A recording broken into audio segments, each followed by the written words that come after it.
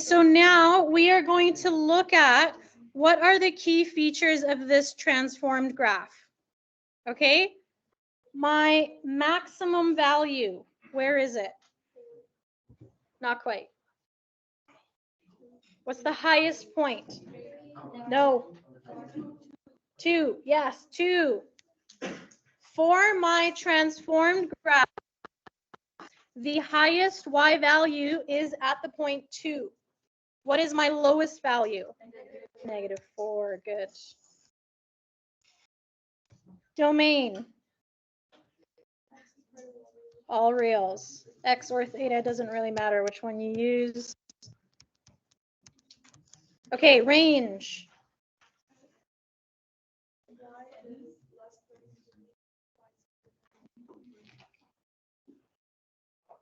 Yes, I wrote those backwards. Draw, pen. So where minimum value is -4, can touch it, so it's less than or greater than or equal to, and then less than or equal to 2. So it's between 2 and 4, 2 and -4. Okay, what is my amplitude? The distance between the center axis and the top or bottom of the graph.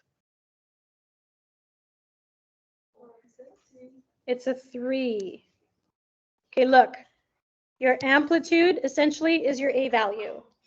From the middle of the graph to the peak, how many squares you count. So start at the center, 1, 2, 3 is how you get to the top.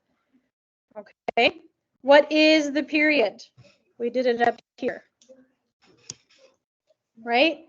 We started off with 2 pi. We divided it by 1/2 because that was the B value. It resulted in us having a period of 4 pi. So one rotation of this new graph is a length of 4 pi. Phase shift.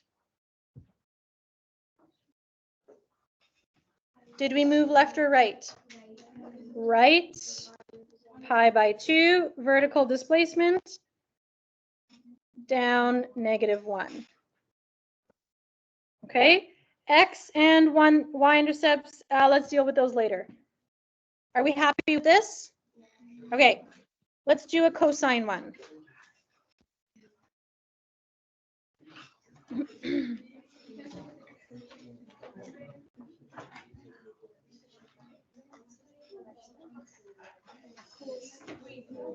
With the cosine,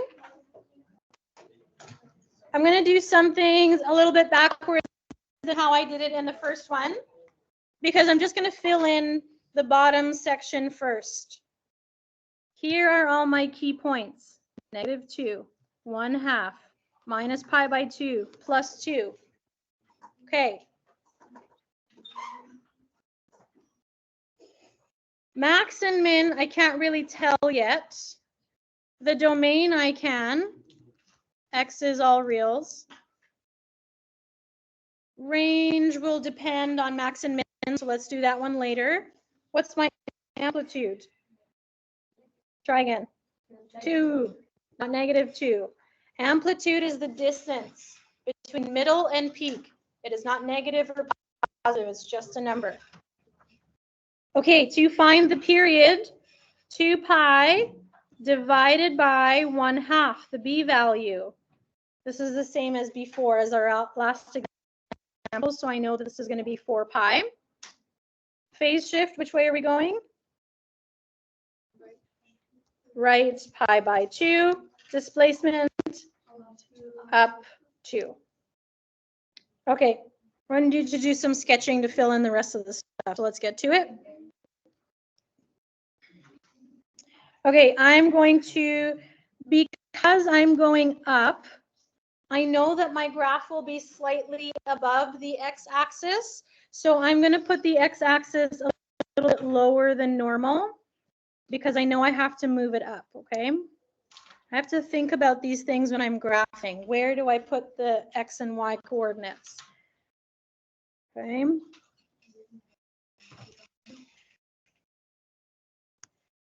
Okay. Same as before, I'm going to go up in increments of 1, 3, and I'm going to go right in increments of pi by 2.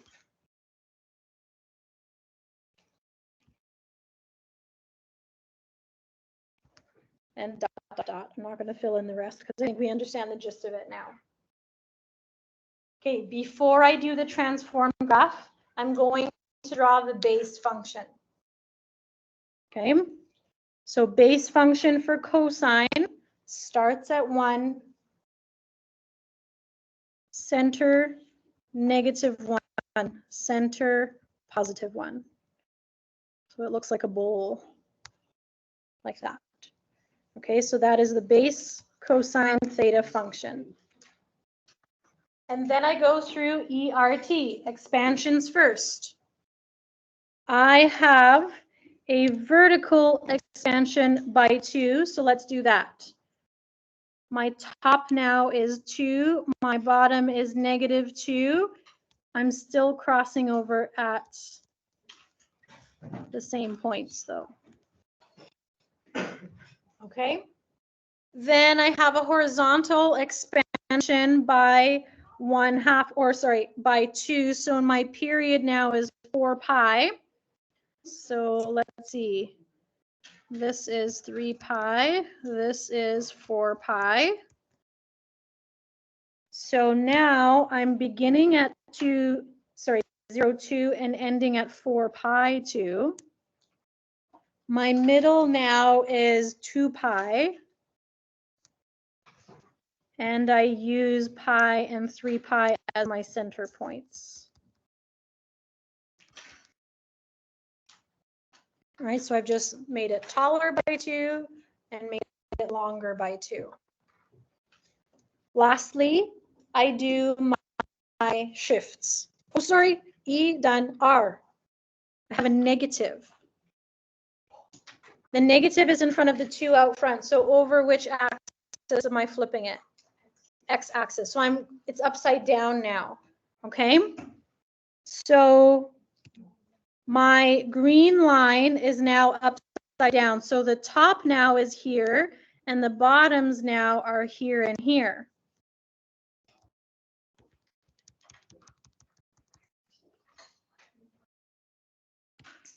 Okay, I'm gonna do this with the highlighter so we don't get lost here.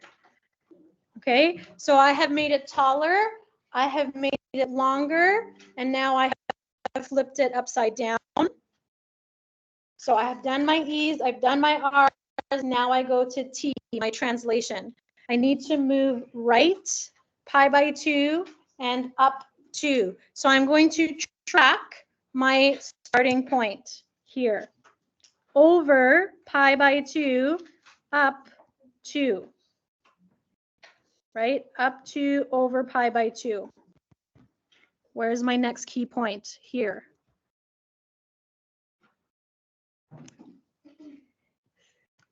Right? This is where I'm going.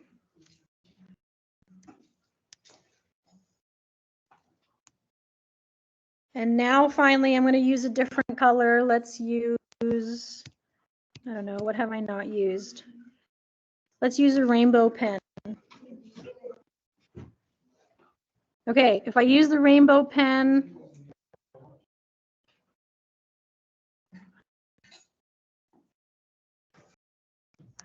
there it is. Let me use a fatter rainbow pen.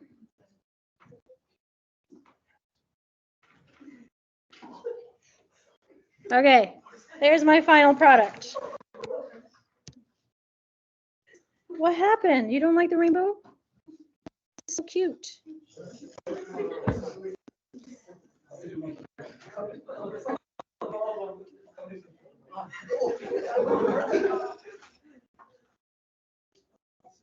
The color is fine?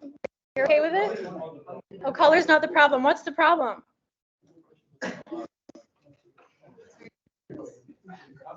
I think it's pretty. Okay. We've done key points. We've done the graph. Let's finish off our min, max, range. What is my maximum now? Maximum value is 4. Minimum value, 0. So range is between 0 and 4. We will deal with that stuff later. Don't worry about it right now.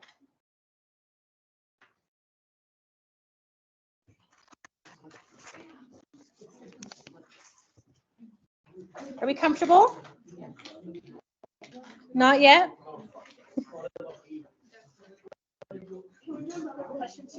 We are, right now. Flip the page. What? I think we will, yes. The graphing ones, I know, this looks really freaky. I don't want you to freak out. I know it looks really freaky, but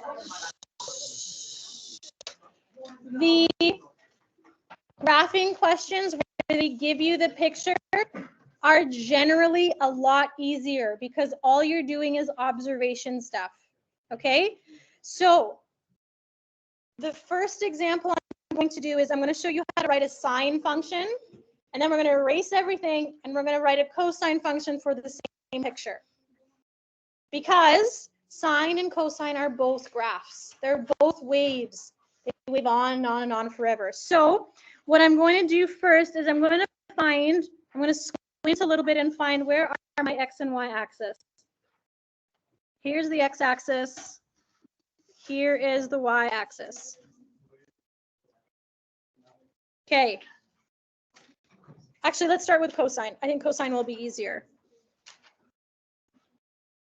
Cosine begins at the top of the wave, right? Yes or no? Yes, Miss Gordon. If you're not sure, I do have it drawn on the board, so you can always take a peek there. Cosine starts at the top of the peak. Look at this. This wave is at the top of the peak. All we have to focus on is one rotation, top to top. So I'm just going to highlight the part that I am interested in. I do not care about anything else. Okay?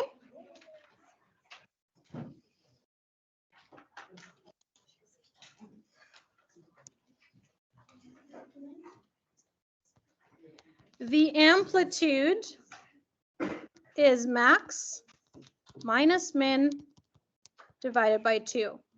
So I got to figure out where is the top of this graph. That is a 4. Where is the bottom of this graph? -2. Okay, so -4 minus 2. Nope, that's not how we do that. +4 minus -2 divided by 2. What is my amplitude? 3. Okay. The B value is 2 pi divided by the rotation that we see. Okay, the top of this rotation is at 0. The other rotation, so it stops at pi. What's my B value?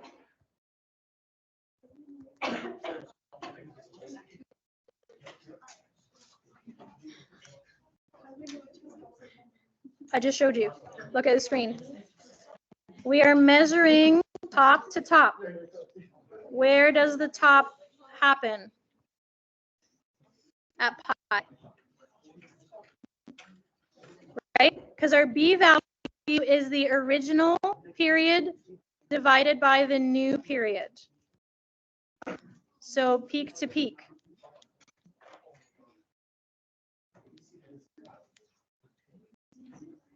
Okay, still see a lot of people not seeing how I'm doing that. Gentlemen, I need you to shush for a minute.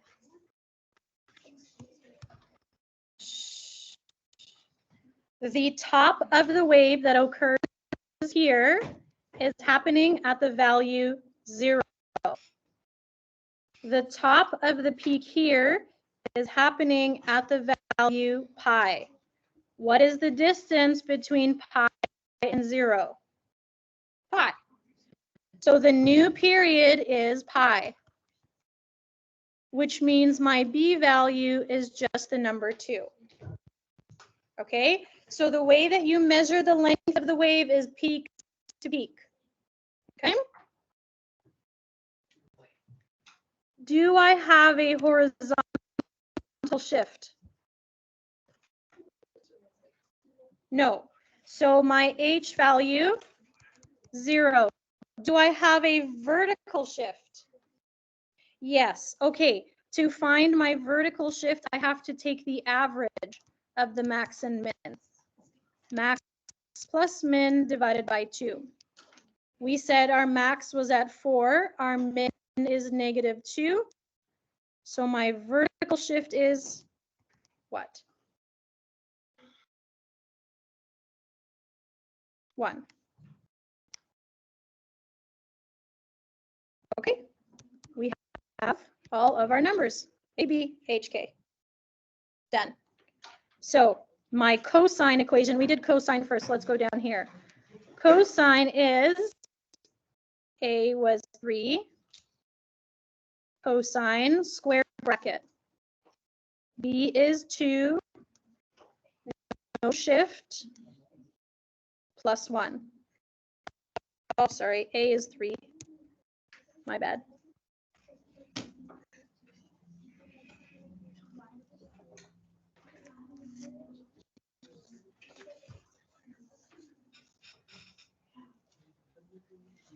Okay, can we see how I did that? Okay, now what I'm going to do is erase my scribbles on the graph. I'm going to leave the pink now. Now I want to graph this or write the equation of a sine graph. A sine graph begins in the middle and moves up. So I have to find the closest thing to 0 that is the middle of the graph and moves up. This part of the graph is moving down, down, down, down, down. Okay, here's my center point. My sine function is right here.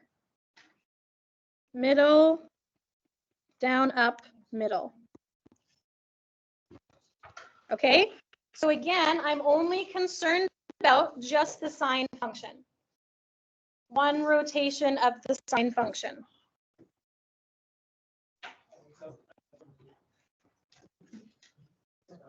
I'm going to give you some pro tips that will make this very, very, very quick. Similarities between cos and sine. A is the same. K is the same. B is the same. For whether or not you're writing the cos or sine function. And the reason is they have the same amplitude to begin with. They have the same phase shift to begin with. They have the same everything to begin with. So when we stretch a cosine 3 times its height, we are also stretching the sine 3 times its height. So all we need to do is figure out what's different. What's left? The H. Okay, so let's fill in the blank. Y is 3 sine 2x, leave the H part blank, plus 1. So all I need to figure out is how far did I move this graph over? Okay.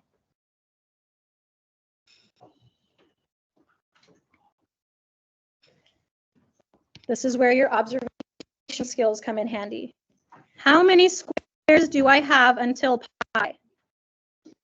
4. How much is 1 square? Pi by 4. 1 pi by 4.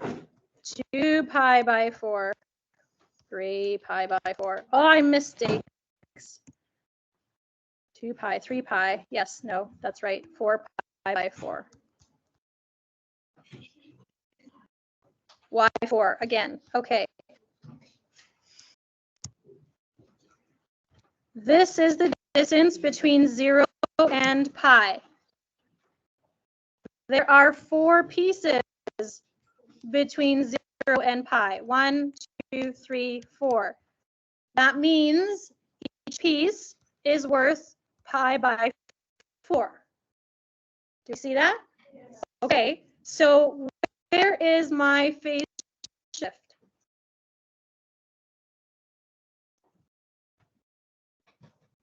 What's this point? Say again? 3 pi by 4. That is my phase shift. I moved to the right 3 pi by 4.